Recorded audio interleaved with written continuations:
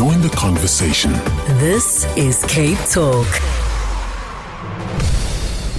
Now, a couple of weeks ago, we were having a conversation about neurodiversity in the workplace and how to make workspaces more inclusive. And during that conversation, we touched on the fact that many people value quiet zones in the office. And that led to a message from a listener about the value of quiet, the value of silence, and from there to mention of the concept of silent retreats. And I did say at the time, I'd love to hear more about that. I'd love to take a look at that in our travel and tourism segment and explore what a silent retreat entails. So today in Wonder the World, I'm making good on that promise as we chat about the kind of getaway that offers a step away from the noise and the chaos of daily living into a space of quiet and of contemplation. Who benefits from a getaway like that? Where do you find one? And why are so many people saying they were life-changing for them, including the guest who is with me in studio today? It's a huge pleasure to welcome to the show Nicci Cloete, who is a certified executive coach who has been facilitating silent retreats for the past decade. And she started doing that after attending one that she says completely transformed her own life. I can't wait to hear the story. Nicci, it's wonderful to have you with us. Welcome. Thank you, Pippa. Thank you for having me. It's a pleasure.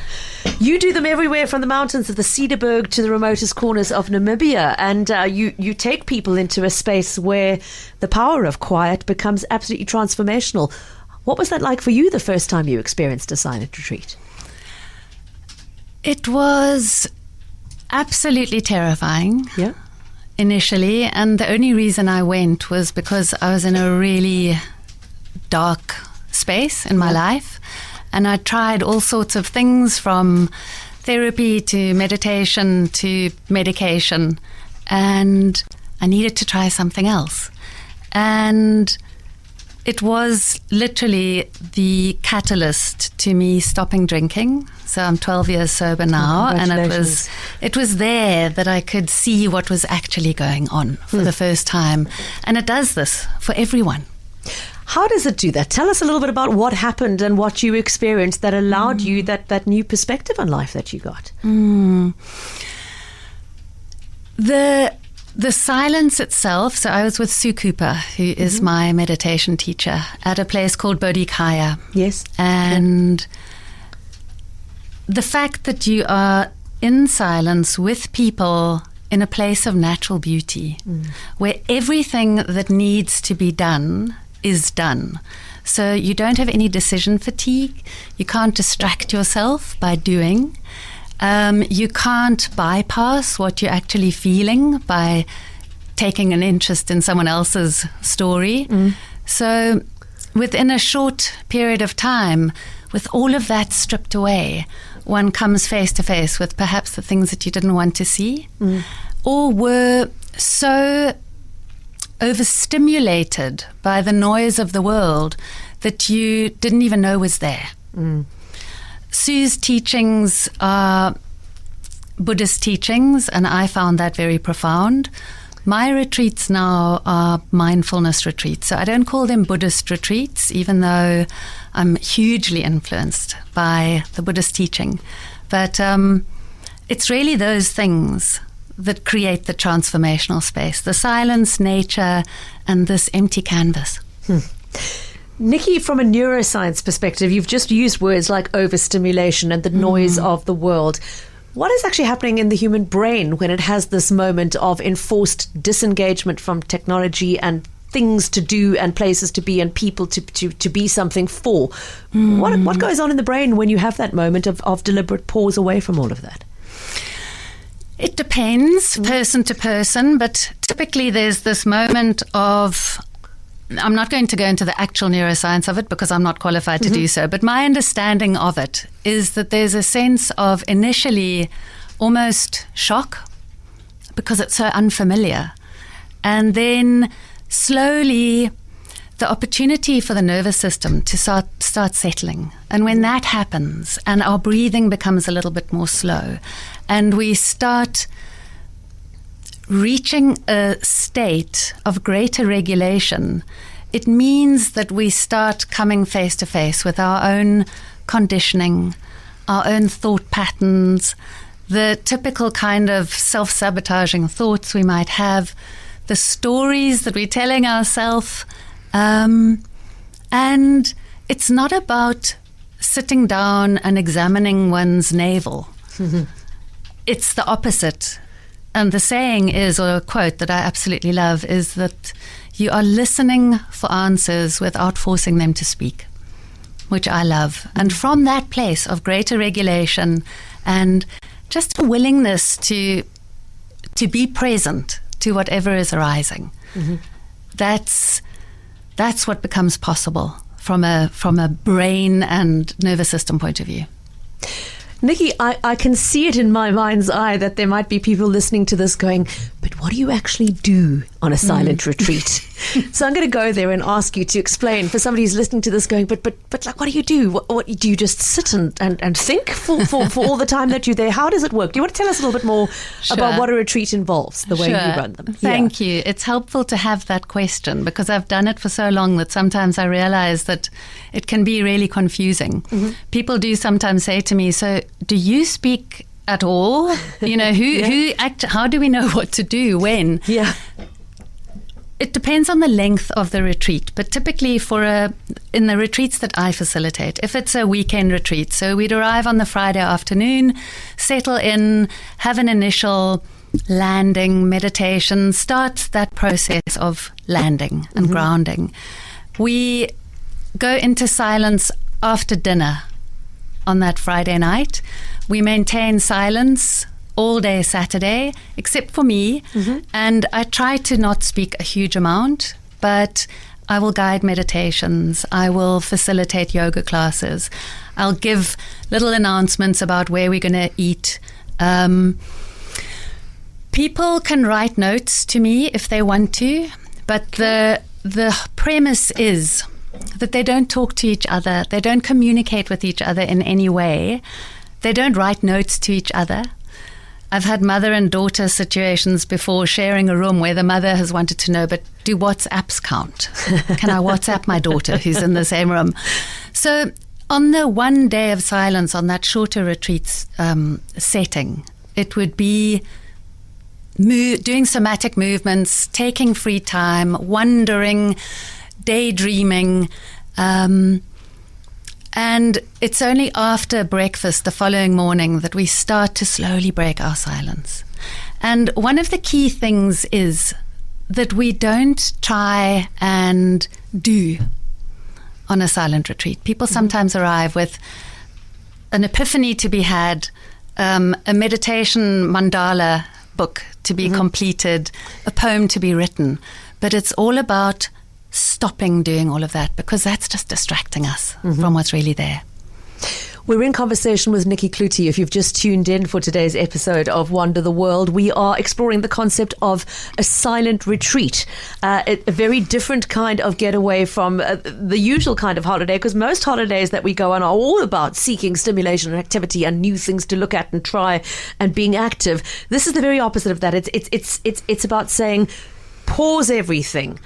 Put the brakes on everything, put the silence on, and just be with yourself, do some inward looking. The position in nature is, I think, very crucial to where you do these. Now, you've mentioned Bodhi Kaya, which is, I think, near Stanford. Am I correct? Do you always go there, or do you take it into other spaces as well? I try to take it into other spaces, and it depends on many things, the season, etc. Yeah.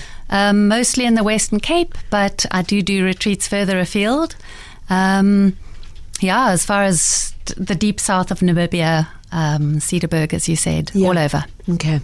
If you've got questions for Nicci, you're welcome to send a WhatsApp to 0725671567, or if you've been on a silent retreat and would like to talk to us about what you discovered about the world, about yourself, how it impacted you, what it was like then coming back to normal life. Because I would imagine, Nicci, it's quite hard to reintegrate if you've gone so deep into stillness and silence, and to then have to go to work on Monday and get back into the rat race must be quite an adjustment.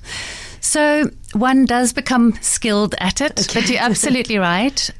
The longer the retreat, the more challenging that integration can be. Yeah.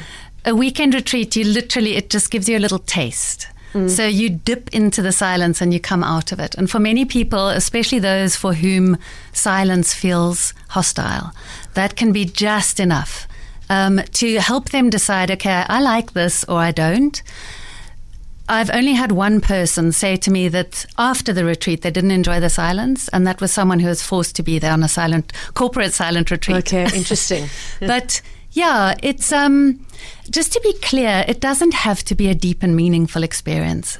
So for people like myself, just having a break from all the noise, the digital noise, the interpersonal noise, and especially as someone who is neurodivergent, or this not having to mask, not having to do the small talk, but be surrounded by like-minded people. That's incredibly nourishing and uplifting. So many people do come away from the retreat feeling buoyed and excited about going back into life with their batteries recharged, rather than stepping away feeling drained and like, oh my God, what have I surfaced here? But it needs to be carefully managed. Yeah. And I help with that. Because I mean, there's so much value in that. As I said, I'm sure for many, and for you, there was huge, deep personal work and life-changing decisions that came out of this experience. But there is so much value in just saying, I'm allowing myself the chance to step away and just be. I've just come back from a solo travel trip where I did exactly that. So it wasn't silent entirely, although I didn't talk very much. But it was about saying, I'm giving myself a couple of days to just be and not have to be anything to anybody else but myself. And the value, the recharge of batteries that brings is not to be underestimated. So I am all for the concept, and I totally get what you say. It doesn't have to be earth-shattering, life-changing, although I find it does give me a lot of clarity around big decisions I have to make, forward planning and that sort of thing. Now, Nicci, let's talk costs, because the thing here is you are talking about going away for an entire weekend, and obviously that comes with catering and accommodation and travel costs that immediately put price tags on things that make them difficult for some people to access. Do you have a sort of a rough cost guideline for what one of your retreats costs, a weekend retreat, for example? So I'll give you the price of my last retreat. It was, I think that the early bird was 5,555, so 5,000 odd, for people who had been on retreats with me before. Okay. For brand new people, it would be, I think it was about 1,000 Rand more.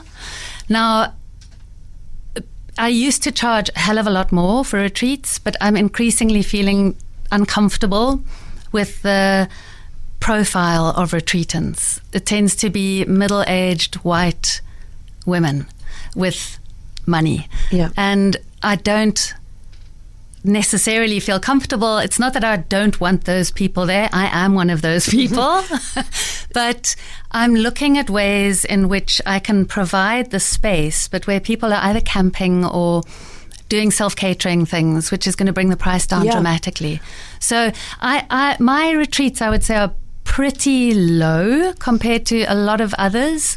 I love that idea of trying to make it more accessible, because it strikes me a lot of the people who would not be able to afford the higher price are the very people who would benefit the most from that gift of stepping away from the noise and the burdens of daily life and have that opportunity to sit and be still in silence for even a day or two. So I love the fact that you're playing in that space. I mean, for somebody who's listening to this interview right now, Nicci, who is feeling mentally exhausted, overwhelmed, burnt out, is there a way for them to try and put this into practice without coming away on a formal retreat? Yeah. Can you do it yourself at home? Absolutely. So I always say I want to be fired from facilitating retreats for you, because I want you to be able to access that stillness within yourself. And sometimes becoming quiet is what needs to happen in order to remember, gosh, there is that place within me. It's like the eye of a storm. And once we know that it's there, it's like muscle memory. We can get back there again through practices like breathing, like a digital detox on a Sunday for half the day, or even just a walk in nature. But it's about being intentional, about stepping out of the urgency culture and stepping out of that always on habit. Stepping out of the urgency culture is such a brilliant way of putting it, Nicci. Thank you. It's not mine. I read it somewhere. Well, I can't I'm glad take you remembered it, is all I can say, because it's so apt. Last thing, because we must hand over to the news, is if somebody listening to this would like to reach out to you about your next retreat, which I know is going to be in the Cedarburg in October, or would like to reach out to you about the concept, ask any questions we haven't answered today, how do they reach you? What's the best way? My website is www.metta, numbers365.com. So meta365.com, and all of my socials are on there as well. Nicci Cloete, it's been a huge pleasure to have you with us. Thanks for reminding us of the power of silence and stillness.